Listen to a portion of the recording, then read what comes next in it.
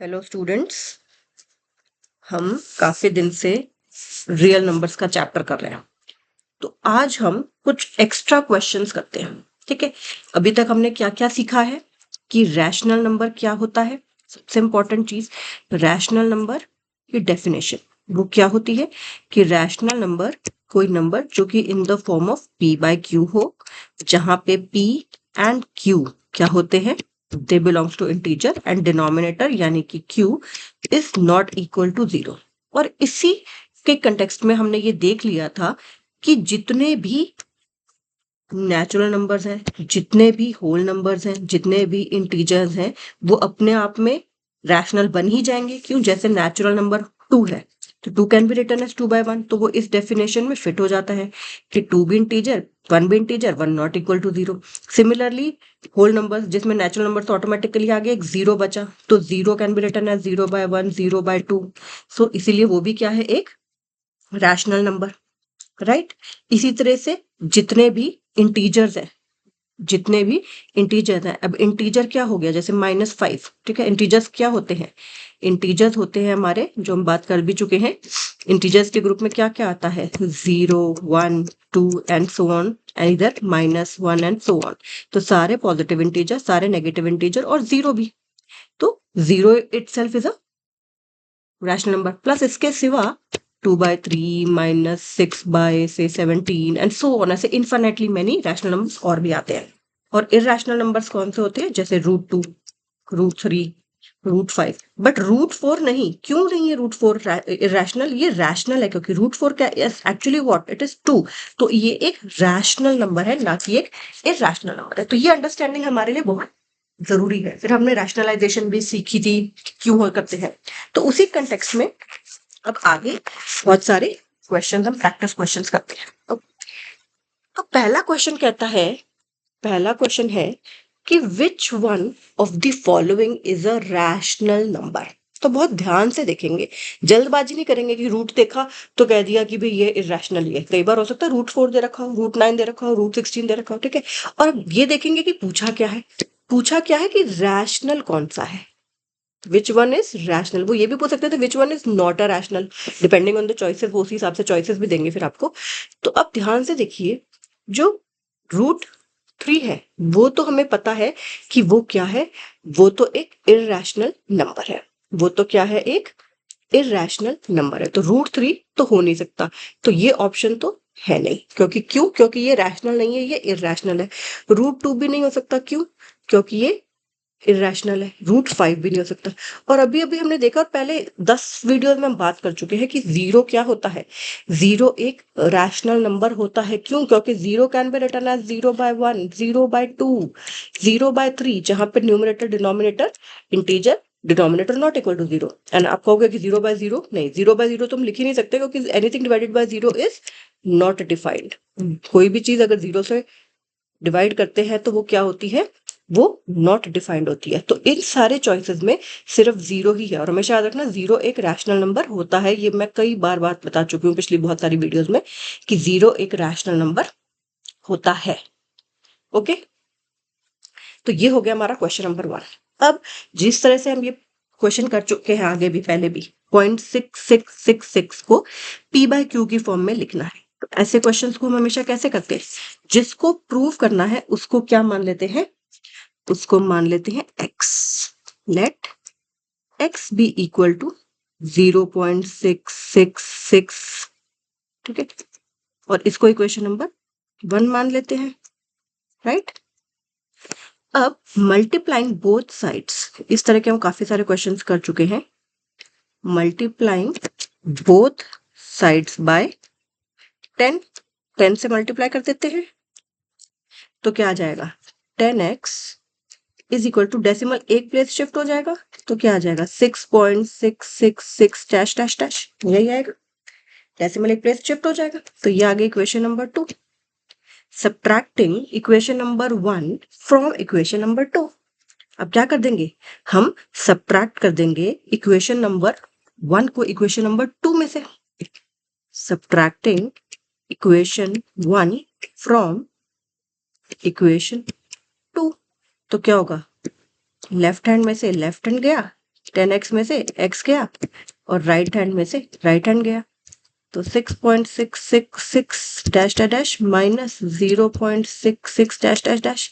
तो आप देखेंगे इधर जब हम माइनस करेंगे तो डेसिमल के बाद सारा कट जाएगा, तो खाली क्या बचेगा 6 माइनस 0 6, और इधर क्या बचेगा 10x माइनस x 9x। तो x की वैल्यू कितनी आ जाएगी 6/9। इसको लोएस्ट फॉर्म में ले आओ, 3 to the 6 3 to the 9। और अब चाहो तो 2 को 3 से डिवाइड करके देखो, 20/3 करके 0.6666 आता रहा है कि नहीं आता जा रहा, आता जा रहा है ना 0.6666। तो मैंने उसके ट्रिक क्या बताई है, ट्रिक ये बताई है कि डेसिमल के बाद जो डिजिट्स है वो सेम आ जाए, ताकि सब्ट्रैक्शन करने पर हमारे पास एक होल नंबर रहे, एक इंटीजर रहे बेसिकली। ठीक है, सब्ट्रैक्ट करने पर एक इंटीजर रहे, ना कि कुछ डेसिमल के बाद रहे। ओके, तो ये हो गया हमारा क्वेश्चन नंबर 2। अब चलते हैं आगे। तो इसमें आंसर, इसमें ऑप्शन नंबर कौन सा आ जाएगा, ऑप्शन नंबर इसमें आ जाएगा बी, 2/3। इस तरह के क्वेश्चन जो ये p/q की फॉर्म वाले, ये क्वेश्चन तो आ ही जाता है पेपर में। p/q वाला जो क्वेश्चन होता है, ये क्वेश्चन पेपर में आ ही जाता है। ओके, तो ध्यान रखनी है बात आपने। अब कहते हैं क्वेश्चन नंबर 3 की तरफ चलते हैं। कहते हैं कि 4 1/8 को डेसिमल फॉर्म में लिखो। एक ऑप्शन तो क्या है जो आपको मैंने बताया था, 4 1/8 है, 4 1/8 है, या तो इसको 4 पॉइंट, इसको अगर हम करेंगे 1/8 को अगर सॉल्व करेंगे तो ये कितना आ जाएगा इंटू 25 अगर मैं कर लूँ तो ये आ जाएगा 25/200। तो ये आ जाएगा 2 से डिवाइड करेंगे तो 12.5, और उससे भी डिवाइड करेंगे तो वो। लेकिन बच्चों को मैंने देखा ये वाला इजी नहीं लगता, मोस्ट ऑफ द चिल्ड्रन को ये इजी नहीं लगता, तो इसलिए हम इसको क्या करेंगे, इस मिक्स फ्रैक्शन को प्रॉपर फ्रैक्शन में बदल देंगे। तो ये आया 4/18, तो यानी कि ये आ गया 33/8, यही आया 33/8। 8 for the 32 + 1 33/8। अब क्या है 33 को 8 से कर दो डिवाइड, 8 4 the 32, कितना बचा 1 0.8 1 the 8 बचा 2 0, 8 2 the 16 बचा 4 0, 8 5 the 40। तो इसका ये पूरा कट गया, कितना आया 4.125। ठीक है, तो क्या कोई ऑप्शन है, ये है।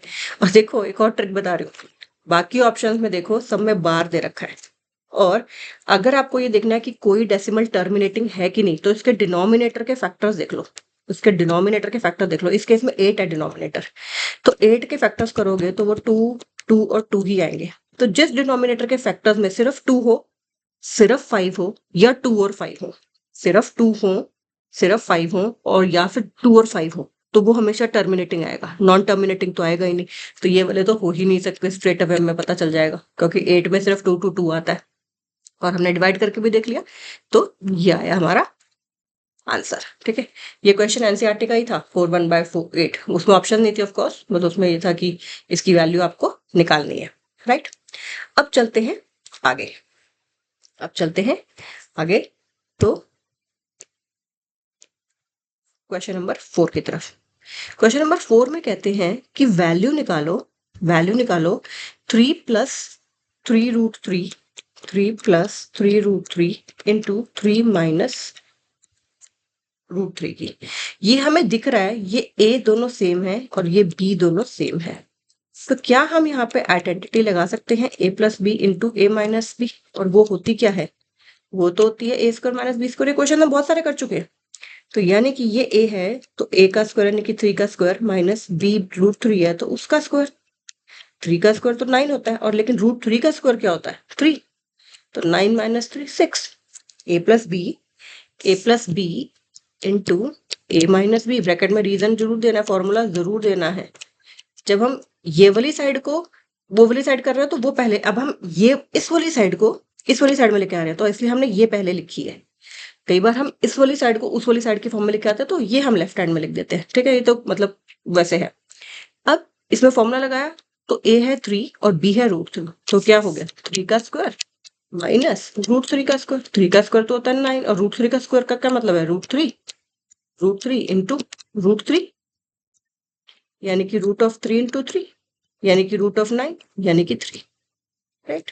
तो √3 का स्क्वायर क्या है 3, तो 9 माइनस 3 6, तो option number B, option number B जो है इस केस में सीधा सीधा हमारा आंसर है। तो इस तरह के जो क्वेश्चन है वो बहुत ही इजी होते हैं, एंड आप बहुत इजीली उनको कर भी सकते हैं। ओके, एंड 1 मार्कर्स में ऐसे छोटे छोटे क्वेश्चंस पूछे ही जाएंगे, तो आप उनको बहुत इजीली कर सकते हो। अब चलते हैं अगले क्वेश्चन में, आइडेंटिटीज यूज हो रही है हमारे। क्वेश्चन नंबर 5 में बोलते हैं कि द वैल्यू ऑफ √5 प्लस √2 का होल स्क्वायर वो कितनी है इनमें से। तो आपको पता है कि a plus B whole square की आइडेंटिटी दिख रही है हमें यहाँ पे, और उसकी वैल्यू कितनी होती है, उसका आइडेंटिटी जब ओपन करते हैं तो क्या होता है formula, a² plus 2ab plus b², वही यहाँ पे लगा देंगे। ठीक है, ब्रैकेट में रीजन जरूर देंगे, तो हम क्या लिखेंगे कि √5 प्लस √2 का whole square is equal to पहली टर्म का स्क्वायर यानी कि a² प्लस 2 इंटू पहली टर्म इंटू दूसरी टर्म प्लस b² यानी कि √2 का होल स्क्वायर, ब्रैकेट में रीजन ये वाला फॉर्मूला, ब्रैकेट में रीजन ये वाला formula, because a plus b का whole square is equal to a² plus 2ab plus b²। इसको सॉल्व करना है बस अब हमें। √5 का स्क्वायर आपको पता है कितना आ जाता है 5 प्लस 2, जब √a इंटू √b होता है तो हमें पता है वो a की रूट के अंदर ऐसे आ जाता है, अभी उसका रीजन मैं बता रही हूँ, और √2 का स्क्वायर हो गया 2। इसका रीजन हम क्या बताएंगे कि √a इंटू √b, रीजन हर एक चीज का लिखना है, is equal to √ab। Second term में जो हमने ये किया है उसका रीजन ये है। अब ये दोनों लाइक टर्म्स है 5 और 2, √2 का स्क्वायर 2 आया था याद रखना, √2 का स्क्वायर 2, √5 का स्क्वायर 5।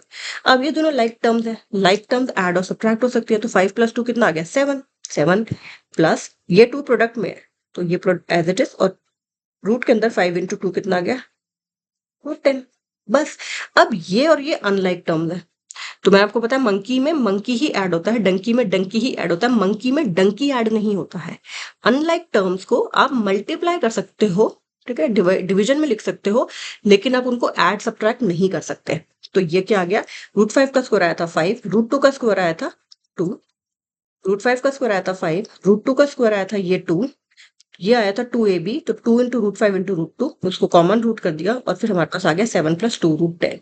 तो क्या इनमें से कोई ऑप्शन है जो है 7 प्लस 2 √10? ऑप्शन नंबर सी है हमारे पास, 7 प्लस 2 √10। ओके, अब कुछ और क्वेश्चन देखते हैं।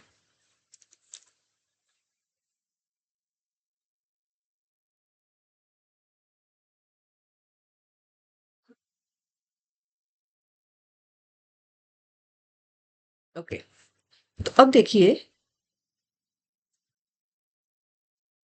Value of √5 plus √2 into √5 minus √2, फिर कौन सा फॉर्मूला लग रहा है, फिर कौन सा फॉर्मूला लग रहा है, a plus B into a minus B which is equal to a² minus b²। तो क्या इसमें √5 का स्क्वायर माइनस √2 का स्क्वायर हो जाएगा, क्योंकि a का स्क्वायर माइनस b का स्क्वायर, √5 का स्क्वायर कितना होता है 5, √2 का स्क्वायर कितना होता है 2, तो 5 माइनस 2 कितनी वैल्यू आ गई 3। फॉर्मूला लगा ना a plus B into a minus B का, a सेम है दोनों ब्रैकेट में √5 b सेम है √2 और आइडेंटिटी लग रही है a plus B into a minus B which is a² minus b²। Identities इसीलिए तो हमें सिखाई गई है क्योंकि इट मेक्स कैलकुलेशंस इजियर। तो हमारा ऑप्शन नंबर क्या आ जाएगा, फिर ऑप्शन नंबर हमारा सी आंसर आ जाएगा, a plus B into a minus B की आइडेंटिटी लगा के। ओके, क्वेश्चन नंबर 7, इसमें देखिए, इसमें अब सेम नहीं है, राइट, तो इसमें हमें नॉर्मल मल्टीप्लिकेशन करनी है। नॉर्मल मल्टीप्लिकेशन कैसे करते हैं, ये है 3 प्लस √3, ये है 2 प्लस √2, तो पहले इसको इससे, इसी को इससे, फिर इसको इससे और इसको इससे, तो 4 टर्म मल्टीप्लाई करनी है, तो 3 इंटू 2। और मैंने आपको बोला है कि अगर आपको कभी भी ऐसी कंफ्यूजन होती है कि किसको किससे मल्टीप्लाई करना तो यूज ब्रैकेट्स। तो पहले हमने क्या किया, पहली ब्रैकेट में इसको इससे मल्टीप्लाई कर दिया 3 इंटू 2 प्लस, फिर अगली ब्रैकेट में 3 इंटू √2 यानी कि इसको इससे कर दिया, प्लस अगली ब्रैकेट में √3 इंटू 2 और प्लस √3 इंटू रूट 2, ब्रैकेट डाल लो ताकि कोई कंफ्यूजन ही ना आए। अब सॉल्व करते हैं कि ब्रैकेट को, 3 to the 6, 3 into root 2 will remain 3 root 2, ये हो जाएगा, पहले 2 इंटू रूट 3 हो जाएगा 2 रूट 3, और ये 3 रूट 3 इंटू रूट 2 हो जाएगा रूट 6। अब देखो ये चारों टर्म अनलाइक है, ये रूट 2 वाली टर्म है, ये रूट 3 वाली टर्म है, ये रूट 6 वाली टर्म है, और ये सिंपल 6 वाली टर्म है, सिंपल एक नेचुरल नंबर। तो ये चारों टर्म्स अनलाइक है, और अगर अनलाइक होती है तो हमें पता है कि उनको फिर हम ऐड या सब्ट्रैक्ट नहीं कर सकते, तो इसको यानी कि और सॉल्व नहीं किया जाता।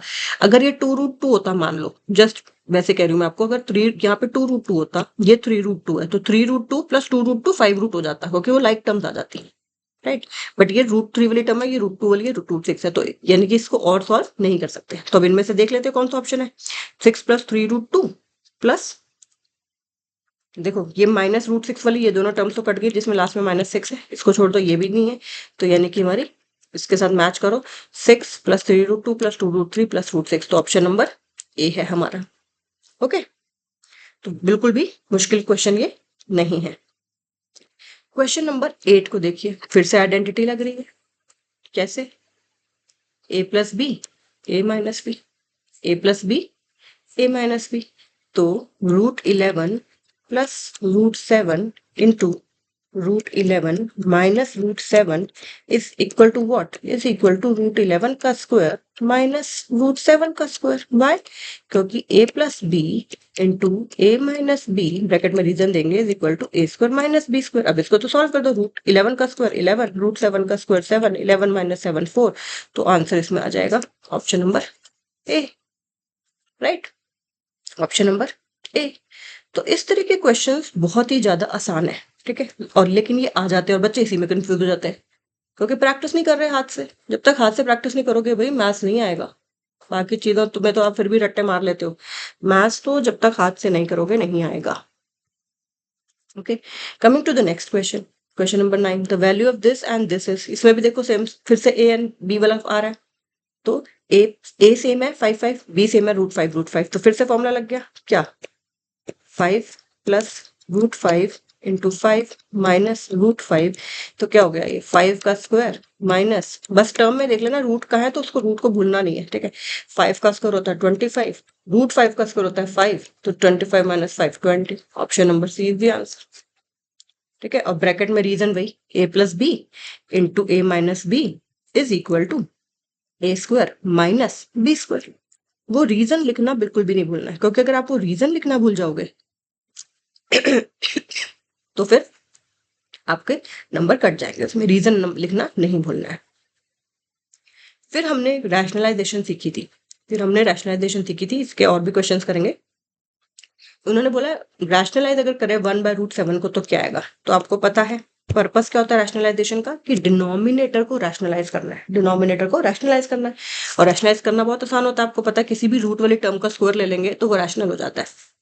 तो यहाँ पे हम यानी कि √7/√7 कर ले, वैल्यू चेंज नहीं हुई देखो, क्योंकि √7/√7 की वैल्यू 1 है, तो हमने 1/√7 को एक्चुअली 1 से ही मल्टीप्लाई किया खाली, you not changing the value of the given thing, बस। अब हमने क्या लिख दिया, 1/√7 को लिख दिया √7/√7, we have not change the value. अब न्यूमरेटर को न्यूमरेटर से मल्टीप्लाई करो, 1 इंटू √7, डिनोमिनेटर को डिनोमिनेटर से करो, तो √7 इंटू √7 इंटू √7 क्या होता है, 7 होता है ना, √7 इंटू √7 का मतलब है √7 का स्क्वायर विच इज 7, और √7 इंटू √7 का मतलब है √7 इंटू 7, एक ही कर दिया, √49 विच इज 7। लेकिन अब तो आपको पता ही है √7 इंटू √7 7 होता है, तो सीधा ये लिख दिया। अब हमारा डिनोमिनेटर क्या हो गया, एक रैशनल नंबर आ गया कि नहीं आ गया। रैशनलाइज द डिनोमिनेटर का मतलब ये है कि जो डिनोमिनेटर है वो रूट वाला नंबर ना रह जाके, यानी कि इररेशनल नंबर ना रहे, बल्कि वो क्या बन जाए, एक रैशनल नंबर बन जाए, ठीक है। तो हमारा इसमें से ऑप्शन नंबर बी जो है वो आंसर आ गया।